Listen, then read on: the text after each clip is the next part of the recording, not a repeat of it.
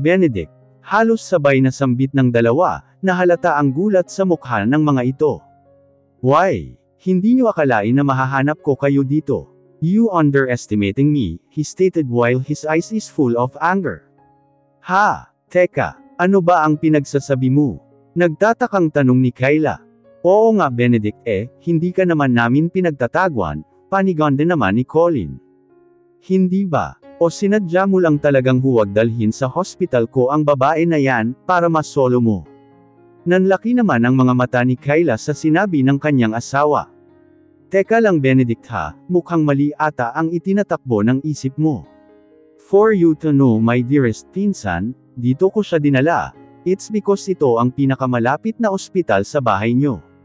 Colin explained at halata na din ang inis sa mukha ng binata. Talaga lang ha. But know what man, you can ask me if gusto mong mapag-isa kayo ng babae na yan, I am willing to give her freely to you, nakangisipang wika ni Benedict. You, naputol ang sasabihin sana ni Colin, nang hawakan ni Kayla ang kanyang kamay, as if she's saying na huwag nang patulan pa ito.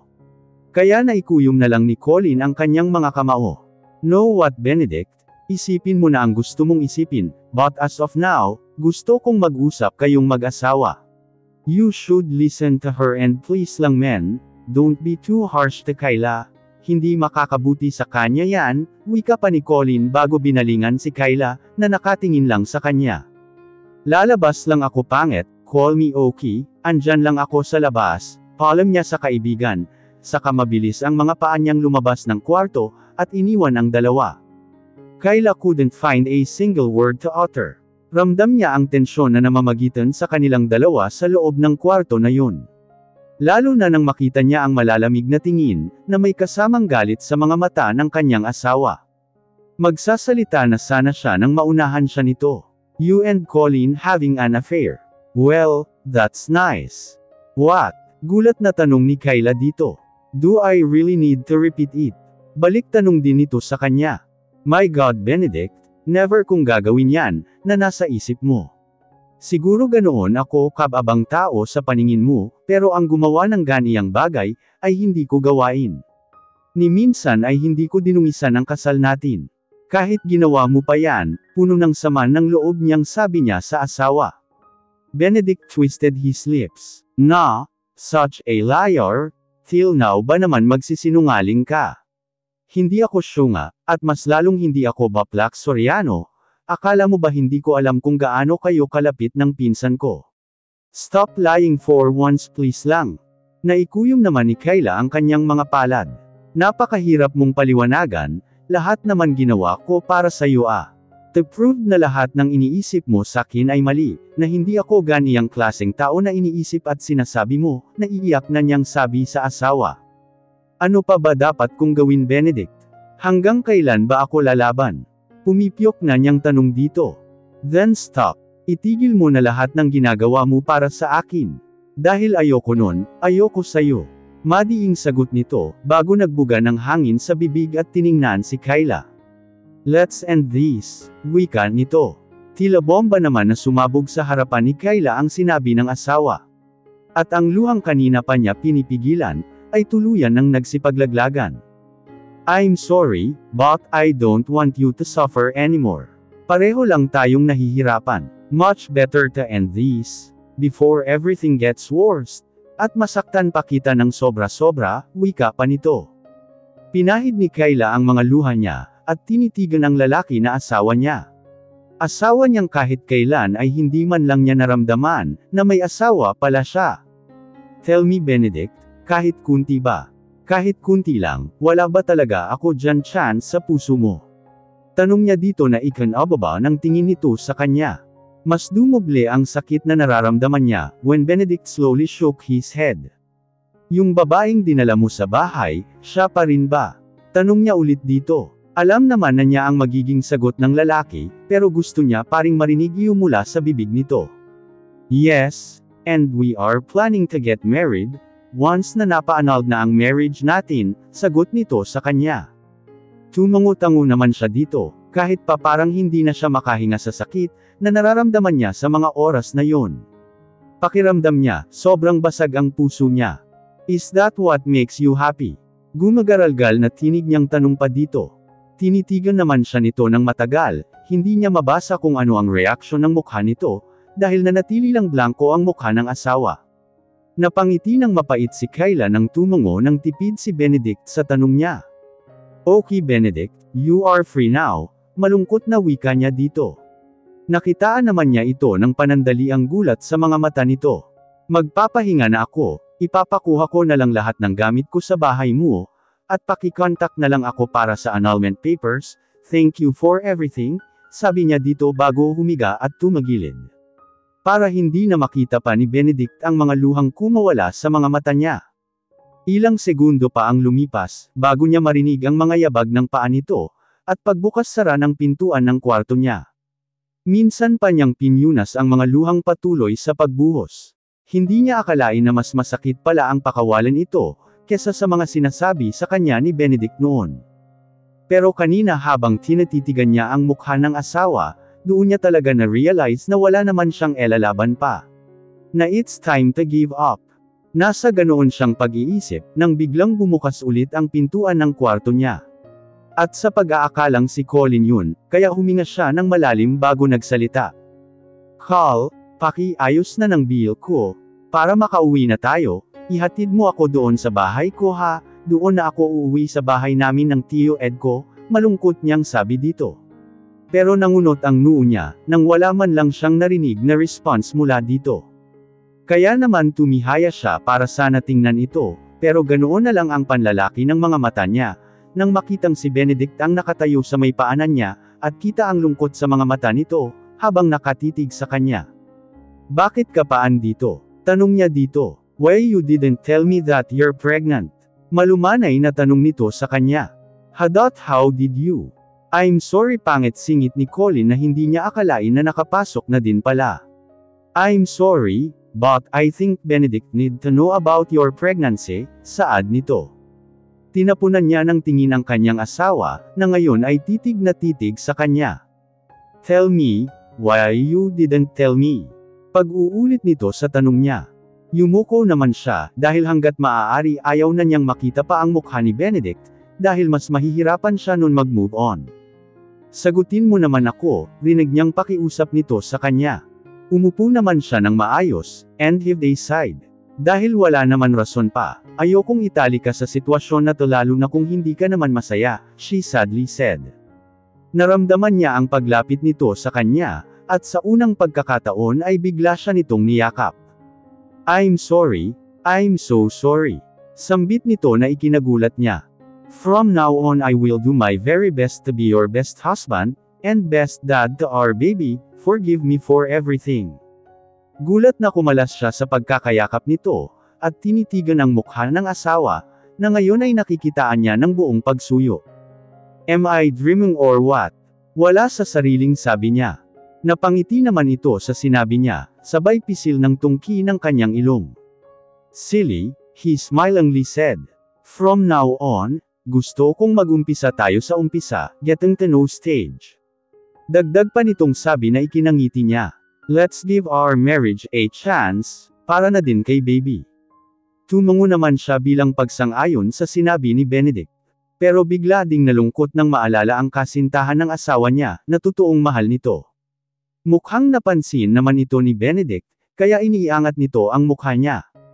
Why? He asked. Paano yung girlfriend mo? Lakas loob niyang tanong dito. Sumimangot naman ito bago siya sinagot. I will talk to her to end everything, promise. Nakangiti naman siyang tumango dito. But now, I want you to take a rest first, baka mapano pa kayo ng baby. Wait, ipapalipat ko na lang kayo ng hospital, para mas matutukan kayo ni baby. No, wag na, lalabas na din naman ako, okay naman kami ni baby sabi ng OB ko, paliwanag niya dito. Huminga naman ito ng malalim, saka matipid na ngumiti. Fine, aayusin ko na lang ang bill para doon ka na sa bahay magpahinga. Babalik din ako agad. Colin, tawag nito sa pinsan. Bantayan mo ang mag-ina ko, bilin nito bago lumabas ng kwarto niya. Woo, finally, natauhan na din ang pinsan ko, masayang sabi nito, habang umuupo sa tabi niya. Happy ako para sa'yo pangit. Thanks call for everything. Na, I just want you to be happy. Sabi ko naman sa'yo dapat sinabi mo sa kanya yan eh. Masaya ako call, pero dito, sabay turo sa puso niya, dito malungkot dahil pakiramdam ko bumalik siya dahil lang sa bata, hindi dahil gusto niya. Sos, ayan ka na naman. Maging masaya ka na lang, ito na ang pagkakataon mo na mas ipakita sa kanya kung gaano ka kabuting tao at asawa sa kanya, at kung paano ka magiging mabuting nanay sa baby nyo. Bagkus sa sinabi ng kaibigan ay napangiti siya. Sa bagay tama nga naman ito, kung bumalik man ito dahil lang sa magiging anak nila, at least magkakaroon siya ng mas malaking chance to prove everything kay Benedict, na hindi siya kagaya ng iniisip nito tungkol sa kanya. At hinding-hindi niya sasayangin ang chance na yon. Kinapa niya ang kanyang impas na tiyan and smiled. Finally baby, daddy is back, she said silently to her mind. Benedict POV. Benedict looking intently to her wife, na ngayon ay ang himbing na ng tulog. Hindi niya akalain na iba na pala ang nararamdaman niya para sa asawa. He could still remember ng araw na may nangyari sa kanila, umalis siya nun para makapag-isip ng maayos. Dahil ayaw niyang maging unfair sa asawa, at para na rin timbangin kung ano ba talaga ang nararamdaman niya para dito, lalo na nang malaman niyang siya palang ang lalaki sa buhay nito. That time he felt happy and very proud. Pero lahat ng yun ay biglang natabunan ng galit, nang tumawag sa kanya ang kanyang private investigator, saying that his dad transferred millions to his wife's account. Dumagdag pa sa galit nang sabihin nito ang pag-uusap ng dalawa, para paibigan siya. He felt disappointed, nang malaman niya ang lahat ng yun. Galit man siya. That time pero after magpalipas ng galit, ay umuwi siya para kausapin ang asawa. But to his dismay imbis na umamin ay todo deny pa ito, kaya ganoon na lang ang galit, at puot ang naramdaman niya para dito. Mula ng araw na yun, ay hindi na niya ito pinapansin pa, he acted as if his wife doesn't exist. Lahat ng panlalamig, masasakit na salita ay sinabi at ginawa na niya dito, pero ni minsan hindi man lang niya ito naringgan ng pagrereklamo. Lahat ng panlalamig, pambabalawala at masasamang bagay na ginagawa niya dito, ay sinusuklian nito ng pag-aalaga at kabutihan. He admitted that he felt guilty for what he did, and said to his wife, but his anger and hatred prevailed over him. At naaawa at nasasaktan din siya, kapag nakikita niya ang sakit sa mga mata nito, sa mga kagaguhang ginagawa niya dito. Kaya nga mas pinili niyang huwag umuwi, para maiwasan niyang masaktan ang asawa. Pero hindi din niya maiwasang hindi ito uwian, dahil gustong-gusto din niyang masilayan ang mukha nito. At ang magandang ngiti, kahit alam niyang may kalakip na lungkot bawat ngiti na ipinapakita nito sa kanya, every time na uuwi siya sa kanilang bahay. Hanggang isang araw, tumawag siya sa kanyang nanay Sally, at hindi sinasadyang nahadyap ng kamera nito si Kyla na nagluluto, sa pag-aakalang uuwi siya ng araw na iyon. Kita sa mukha nito ang sigla, at tila naman kinurot ang puso niya nang marinig niyang magsalita, dahil kausap nito si Mela. Ma'am, hindi ka ba nagsasawa o napapagod sa mga ginagawa niyo para kay Sir? Lahat naman ng ginagawa niyo, mali, lahat ng sabihin niyo mali. Kahit nga ang mga iniluluto mo sa kanya kung hindi kainin abay itatapon lang. Ano ka ba Mi? Sabi di ba, may mga bagay na dapat mong paghirapan, tiisan para makuha mo, rinig niyang sagot nito sa kausap. Pero ma'am, hindi naman kayo gusto ni Sir, halos lagi niyang sinasabi sa inyo kapag umuwi siya dito ah. Ayaw mo pa po bang sumuko? Yung totoo, pagod na ako, at pasuko na din, pero hanggat kaya ko pa sige lang. Pero pag puso ko na ang kusang umayaw, malalaman mo na lang wala na ako dito. Nang narinig niya ang mga sinabing iyon ng asawa, mabilis ang mga kilos niyang minaneho ang kanyang sasakyan pabalik ng kanyang bahay. Naisip niya na marinig pa lang mula sa bibig nito, na mawawala ito. Parang kinukuyumos na ang puso niya. Marahil nga masyado siyang nagpakain sa galit, at sa takot na maiwanan at masaktan na naman siya sa huli, kaya ganito siya. Kaya nagdesisyon siya ng araw na yun, na mag-uusap sila ng maayos ng kanyang asawa, para ayusin ang kanilang relasyon, pero lahat ng plano na nabuo sa isip niya, ay biglang naglaho, nang madatnang nakayakap ang asawa sa kanyang pinsan na si Colin. Kita pa niya kung paano halikan ni Colin ang ulo ng asawa niya. Dahil sa tagpong naabutan, umiral na naman ang init ng ulo at galit sa puso niya. Pakiramdam niya ay isa siyang asawa na iniiputan sa ulo sa mga oras na yun. At walang isang salita na lumabas ulit siya ng bahay, at nagpakalunod sa alak. He felt betrayed. Ngayon niya napagtantong mahal na pala niya ang asawa, dahil sa sakit na nararamdaman niya sa mga oras na yun.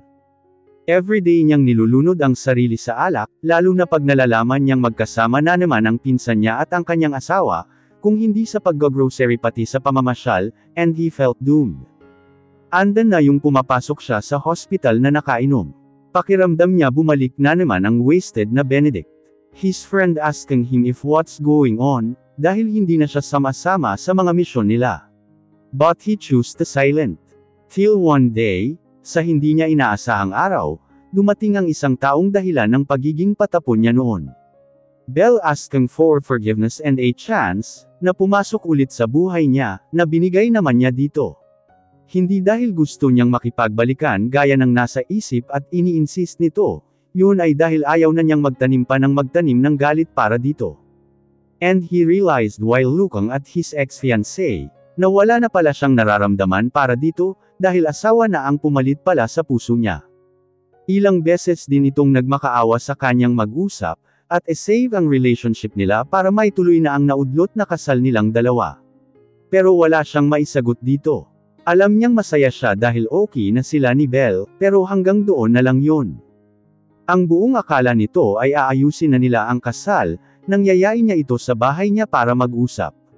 Pero ang hindi nito alam ay gusto niyang gamitin ito, para saktan ang asawa, gaya ng pananakit na ginagawa nito sa kanya, dahil sa pagkakamabutihan nilang dalawa ni Colin. Call it childish and selfish, but he doesn't care anymore, he wants revenge. At tama lang ang pagdating ni Belle ulit sa buhay niya. Pero nang araw ding iyon pala, ang magpapabago ulit ng takbo ng buhay niya. Para na siyang masisiraan ng bait, nang malamang hinimatay ang asawa, at hindi alam kung saang hospital ito naidala. At hindi niya maiwasang hindi makaramdam ng takot, na baka tuluyan na siya nitong iniwan. Kaya ganoon na lang ang pagmamadali niya, nang ibigay sa kanya ni Galen ang address kung saan na-locate si Kyla. Pero dumoble na naman ang sakit ng maabutang magkahawak kamay ang dalawa, at nakahilig pa ang ulo ng asawa niya sa balikat ng kanyang pinsan. Gawa ng galit kung ano-ano na naman ang lumabas sa kanyang bibig. Pero ang ikinagulat niya nang sabihin nitong he is free. Gusto niyang magwala sa mga oras na yun, pero pinigilan niya. Siya naman ang may kasalanan ng lahat Kung sana marunong lang siyang makinig, kung sana mas pinapairal niya ang puso niya, baka hindi iyon nangyayari sa kanila. Paglabas niya ng kwarto ng asawa, ay siya naman ang paghila sa kanya ni Colin, at bigla na lang siyang binigyan ng isang malakas na suntok na ikinatumba niya. Tarantado ka, isa kang malaking syunga, tama lang napakawalan ka ng asawa mo, dahil wala kang kwentang tao at asawa, paano pa kaya ang maging ama ng magiging anak niyo? Ngayon pa lang ako na ang naaawa sa mag-ina, dahil sa kalukuhan mo. Kuyumang kamaong galit na wika nito sa kanya. Pilit naman siyang tumayo, habang sapo ang mukhang nasuntok ng pinsan niya. Come again. Anong sinabi mo? Magiging anak namin. Tila hindi makapaniwalang tanong niya kay Colin. You heard it right? Buntis si Kyla, ang asawa mo. Kaya sabi ko diba sa'yo don't be too harsh to her, but you didn't listen. God Benedict, alam nating dalawa kung ano ang nararamdaman mo sa asawa mo, lalaki ako at alam ko ang mga titig na ibinibigay mo sa kanya. Believe it or not, we are just friends. But do not force me na akuan ko ang responsibilidad mo, na dapat at ilayo ko sa'yo ang mag-ina mo. Have some balls and for once magpakatoto ka naman sa sarili mo. Yan ang mga salitang tumatak sa kanya na sinabi ng kanyang pinsan, na hindi naman niya pinagsisihan na sinunod niya. Now mas aayusin at pagbubutihin na niya ang pagiging asawa, at pagiging ama sa magiging anak nila. At ang unang gagawin niya, ay ang kausapin si Belle na mali ito nang iniisip, na papakasalan at babalikan niya pa ito. Hihingi na din siya ng tawad dito if nagamit niya ito, para saktan ang asawa niya. He slowly caressing his wife's lovely face. Promise babawi ako, I love you wife. Wika niya dito sabay halik sa noo ng asawa. At dahan-dahan siyang humiga sa tabi nito, at niyakap ang mahimbing na natutulog na asawa.